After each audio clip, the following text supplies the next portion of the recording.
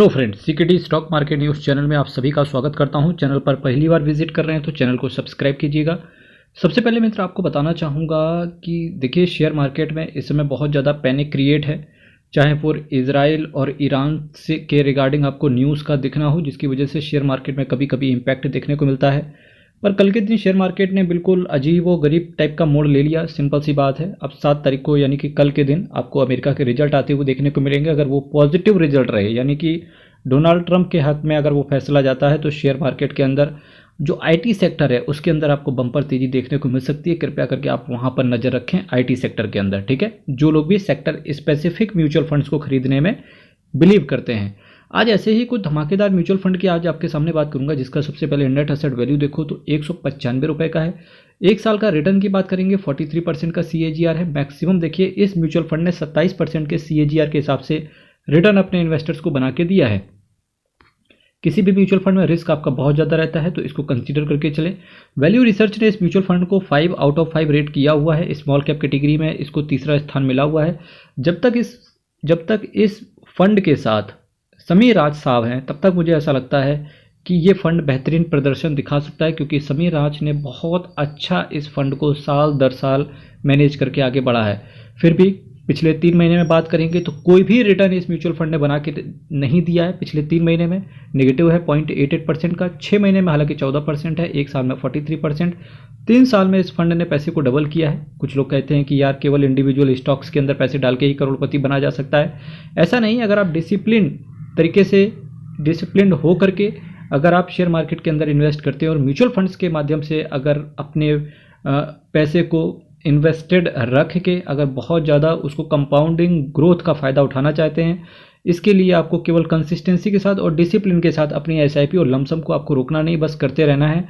चाहे आप direct plan के अंदर हो, चाहे आप रेगुलर प्लान के अंदर हो। 5 साल में देखिए 3 गुने पैसे को किया है, करीब 4 गुना ही समझ लो, 373% का रिटर्न है। 10 साल में 742% का रिटर्न बना के इन्होंने दिया है। रिस्क किसी भी म्यूचुअल फंड के अंदर आपका वेरिया ही रहता है, तो आपको पता होना चाहिए। Nippon India small cap fund direct growth की आज आपके सामने चर्चा करके चल रहा हूँ। 62,259 करोड़ का इसका असेट साइज है। 0.67% का एक्सपेंस रेशियो है। बहुत सारे लोगों को डाउट होता है कि एक्सपेंस रेशियो क्या हर महीने चार्ज किया जाता है, या जितनी बार आप फंड खरीदते हो उतनी बार एक्सपेंस रेशियो आपसे चार्ज किया जाता है। तो आपसे बताना चाहूँगा, एक्सपेंस रेशियो एक खर्चा होता है जो कि आपके पैसे को मैनेज करने के लिए चार्ज किया जाता है, और ये पर एनम लगता है। जी हाँ, साल में केवल इतना ही 0.67% ही आपसे लिया जाएगा आपके एक्सपेंस रेशियो का। अब ये भी डाउट होता है कि वो कितने पैसे आपकी कॉस्ट पर लिया जाता है, कि आपके रिटर्न पर लिया जाता है, या दोनों पर लिया जाता है। तो मेरा मानना है, या मेरा आपसे कहना यह है कि जैसे 1 लाख रुपए आपने किसी फंड के अंदर डाले और एक्सपेंस रेशियो मान लेते हैं 0.67% है, तो साल भर में आपका जो कॉस्ट होगी उस पर 0.67% पड़ेगा। अब सपोज दैट साल भर के भीतर आपका जो रिटर्न है वो आगे बढ़ गया, तो होगा क्या, एक्सपेंस रेशियो आपका रिटर्न प्लस आपकी कॉस्ट दोनों पर पड़ेगा। यानी कि जो आपका ओवरऑल पोर्टफोलियो है उस पर एक्सपेंस रेशियो चार्ज किया जाता है। 4.04% का कैश होल्ड करके चल रहे हैं। निफ्टी स्मॉल कैप 250 TRI को ये बेंचमार्क की तरह फॉलो करते हैं। प्लान आपका ग्रोथ है। 1 साल के अंदर निकलने की कोशिश करेंगे तो 1% का अलग से एग्जिट लोड आएगा। अब बहुत सारे लोगों को एक डाउट और भी होता है कि सिक्योरिटी जी आप ये बताओ कि मैं कम रिस्क लेना चाहता हूं, लेकिन हाँ 25-30 साल तक के लिए मैं रुक सकता हूं, क्या मैं लार्ज कैप की तरफ जा सकता हूं? आप डेफिनेटली जा सकते हो, पर आपको एक चीज़ पता होगी कि स्मॉल कैप कैटेगरी में सबको पता है कि रिस्क बहुत ज़्यादा इन्वॉल्व रहता है, पर गिरेगा तो तभी ना जब मार्केट गिरेगा। तो आप ये मान के चलिएगा, अगर जैसे स्मॉल कैप जब मार्केट बहुत ज़्यादा क्रैश हो गया, या कोविड पैंडेमिक जैसी टाइप की सिचुएशंस जब क्रिएट हो गई और शेयर मार्केट गिरना स्टार्ट किया, तो हो सकता है स्मॉल कैप आपका 70% 80% के आसपास क्रैश हो जाए। पर फिर भी लार्ज कैप भी क्रैश होगा आपका करीब 50%। यानी कि क्रैश तो दोनों होंगे। आप खरीदने और बेचने का मौका आप दोनों जगह ही आपको नहीं मिलेगा, क्योंकि खरीद इसलिए नहीं पाओगे क्योंकि डर लगेगा, बेच इसलिए नहीं पाओगे क्योंकि आपका जो रिटर्न होगा या आपका पोर्टफोलियो जो होगा वो नेगेटिव में होगा। तो जिसकी वजह से अगर आपका नज़रिया 10-15 साल से ज़्यादा का हो तो कोशिश करें स्मॉल कैप और मिड कैप की तरफ आगे बढ़ें, पर फिर भी अपने रिस्क एपेटाइट के हिसाब से एक फाइनेंशियल एडवाइजर से संपर्क जरूर कर लेना। हाँ, एग्जिट लोड आपसे लाइफ टाइम में केवल एक बार चार्ज किया जाता है, वो भी इनिशियल स्टेज पे चार्ज किया जाता है। एग्जिट लोड चार्ज करने का पर्पस ही यही होता है कि एटलीस्ट फंड मैनेजर को थोड़ा सा टाइम चाहिए कि आपके पोर्टफोलियो पर या आपके फंड पर वो रिटर्न डाल पाए।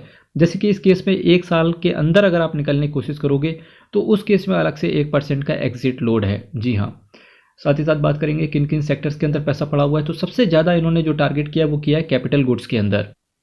आपको एक चीज़ बताना चाहूँगा, चूँकि इस फंड के जो फंड मैनेजर हैं वो हैं समीर राज साहब। कैपिटल गुड्स में सबसे ज़्यादा इन्होंने इन्वेस्टमेंट किया है। अगर आप 4-5 साल पहले की बात करेंगे, यानी कि सन 2001 से लगा लो और इवन 12 तक, सन 2012 तक किसी ने भी ये नहीं सोचा था कि कैपिटल गुड्स के शेयर 2-2, 4-4, 5-5, 8-8 हज़ार रुपये के बिकेंगे, पर ये हुआ है। चाहे आप वोल्टा एंटी ट्रांसफार्मर्स के ले लो, चाहे आप ट्यूब इन्वेस्टमेंट ऑफ इंडिया के ले लो, चाहे आप कमिंस इंडिया को ले लो, ये कुछ ऐसे कैपिटल गुड्स के शेयर थे, बम्पर ताबड़तोड़ तरीके से रिटर्न बना के दिया। यही एक खूबसूरती होती है म्यूचुअल फंड में इन्वेस्ट करने, क्योंकि आपको तो नहीं पता कब कौन सी थीम चलने वाली है, पर फंड मैनेजर के अंदर पूरी कैपेबिलिटी होती है कि वो मार्केट के हाव भाव को समझ करके इन्वेस्ट करता है। अगर आपके पोर्टफोलियो में आप 20-25 शेयर रख रहे हो अपने पास, तो इससे अच्छा है कि आप म्यूचुअल फंड की तरफ चले जाओ, क्योंकि कहीं ना कहीं आप चैन से भी सोते हो। शेयर मार्केट में बताऊं, जो आप इंट्राडे करते हो, जो आप फ्यूचर एंड ऑप्शन करते हो, उससे कहीं ना कहीं आपकी एज भी कम होती है और सक्सेस होने का रेट 0.000, जितने जीरो लगा लो उसके आगे 1 लग देना, उतना परसेंटेज होता है, पॉइंट आगे लगा हुआ है। तो इसका क्या मतलब हुआ? इसका मतलब हुआ कि आप जो रील्स देखते हो, आप जो देखते हो कि अरे मेरा 100 करोड़ का प्रॉफिट बना, मेरा 200 करोड़ का ट्रेडिंग करके प्रॉफिट बन गया, वो सिर्फ उनका प्रॉफिट उससे नहीं बन रहा, उनका प्रॉफिट रील से बन रहा है, उनका प्रॉफिट स्पॉन्सरशिप से बन रहा है। आपको अपना प्रॉफिट कैसे बनाने हैं कि आप सबसे पहले जनरेट करने की कोशिश करो अपनी इनकम। आप कितने सोर्सेज से इनकम जनरेट कर सकते हो except share market. Share market कभी भी आपका इनकम, रेगुलर इनकम बनाने का नज़रिया नहीं होना चाहिए। शेयर मार्केट सिर्फ आपका इन्वेस्टमेंट करने का नज़रिया होना चाहिए कि आप अपने पैसे को 10-20 साल में अच्छे से कंपाउंड कर सको। तो ये चीज़ें भी आप विचार जरूर कीजिएगा। Capital goods, financial services, consumer staples, health care, chemical, automobile, material, technology, consumer discretionary, metals and mining, construction, textile, energy, communication, diversified, insurance जैसे कुछ दिग्गज सेक्टर्स में पैसा पड़ा हुआ है। HDFC Bank, Tube Investment of India, Kirloskar Brothers, Voltamp Transformers, Apar Industries, Tejas Network, BHEL, MCX, Elantas Bank India, State Bank of India, Dixon Technology, Karur Vysya Bank, NLC India, Kirloskar Pneumatic, Carborundum Universal, Kirloskar Oil, NIIT Learning System, Gokaldas Export, Emami, HG Infra, Larsen and Toubro, Timken India, CDSL, KPIT Technology, Pfizer, Cyient, Finolex, TD Power System, Balrampur Chini, Aditya Birla Real Estate, Birla corporation, E Mudra, Jyothy Labs, AstraZeneca, Ion Exchange, Ajanta Pharma, Kalpataru Project, Genus Power, CIE Automotive, Radico Khaitan, RateGain, eClerx, Zydus, Praj Industries, Vardhman Textile, Tata Consumer Product Limited, IS सेक Heavy Engineering, Grindwell Norton और Voltas limited. 3 महीने तक अभी जैसे कि अगर बात करें एफकॉन का जो IPO आया था या हुंडई मोटर्स का जो IPO आया था, तो उन्होंने उसके अंदर भी इन्होंने स्टेक को इनकॉर्पोरेट किया था इसी निप्पॉन इंडिया स्मॉल कैप ने। तो हो सकता है अगर 3 महीने तक अगर ये रुक गए, चूँकि लॉक इन पीरियड होता है इनके लिए, अगर रुकते हैं तो 2-4 शेयर और भी ऐड होते हुए देखने को मिलेगा इनके पोर्टफोलियो में।